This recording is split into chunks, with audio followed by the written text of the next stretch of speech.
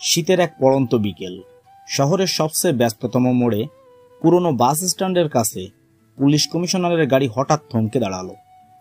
গাড়ির মধ্যে বসা ছিলেন জেলার নতুন ডিএম রিয়া রায়।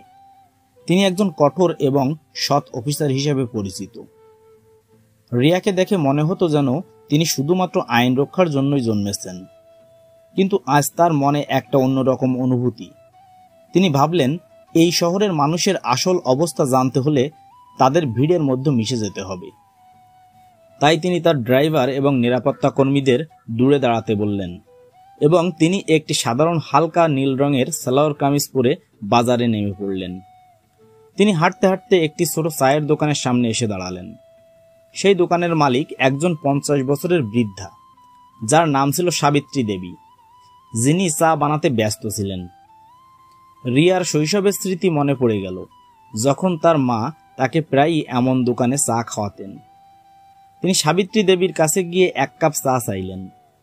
সাবিত্রী দেবী হেসে বললেন, আর একটু বসো মা, চা হয়ে এসেছে। রিয়া চায়ের অপেক্ষায় দাঁড়িয়েছিলেন। ঠিক তখনই সেখানে একজন স্থানীয় ইন্সপেক্টর বিক্রম সিং তার 2-3 জন কনস্টেবলকে নিয়ে এলেন। বিক্রমের চোখে মুখে ঔদ্ধত্য এবং ক্ষমতার দম্ভ স্পষ্ট। তিনি সাবিত্রী দেবীর দিকে এগিয়ে এসে একটি লাথি মেরে চায়ের কেটলি ফেলে দিলেন। কেটলি উল্টে গিয়ে সাবিত্রী দেবীর হাতে গরম চা পড়ে গেল এবং তিনি ব্যথায় চিৎকার করে উঠলেন। রিয়া অবাক হয়ে এই দৃশ্য দেখলেন। তিনি দ্রুত এগিয়ে এসে বললেন, ইন্সপেক্টর সাহেব, আপনি এই বৃদ্ধার উপর কেন হাত তুললেন? আপনার কোনো অধিকার নেই এভাবে একজন নিরপরাধ মানুষের উপর অত্যাচার করার। বিক্রম রিয়ার দিকে ঘুরে তাকালেন, তার চোখে মুখে ঘৃণা এবং ক্রোধ। তিনি বললেন, কে আপনি? কেন মাঝখানে কথা বলছেন? আপনি জানেন আমি কে? কে আপনি সেটা আপনার আচরণেই বোঝা যাচ্ছে, রিয়া রাগে বললেন। আইন আপনাদেরকে মানুষের সেবা করার জন্য ক্ষমতা দিয়েছে, অত্যাচার করার জন্য নয়। বিক্রম আরো রেগে গেলেন এবং রিয়ার দিকে এগিয়ে গিয়ে তার দিকে একটি চড় তুললেন। কিন্তু ঠিক সেই মুহূর্তে সাবিত্রী দেবী তাদের মাঝখানে এসে দাঁড়ালেন এবং বিক্রমের হাত ধরে ফেললেন। সাবিত্রী দেবী বললেন, সাহেব মাফ করুন, ওকে কিছু বলবেন না, ও তো একজন সাধারণ মানুষ, আপনি যা বলার আমাকে বলুন। বিক্রম সাবিত্রী দেবীকে ধাক্কা দিয়ে সরিয়ে দিলেন এবং রিয়ার গালে একটি চড় মারলেন।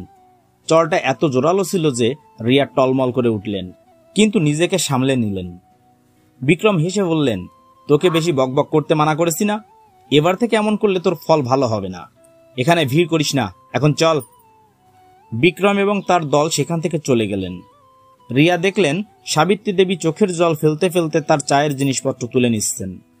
রিয়া তার কাছে গিয়ে বললেন, আন্টি, আপনি ভয় পাবেন না, এই অফিসারদের আমি শিক্ষা দিয়েই ছাড়ব, আমার উপর বিশ্বাস রাখুন।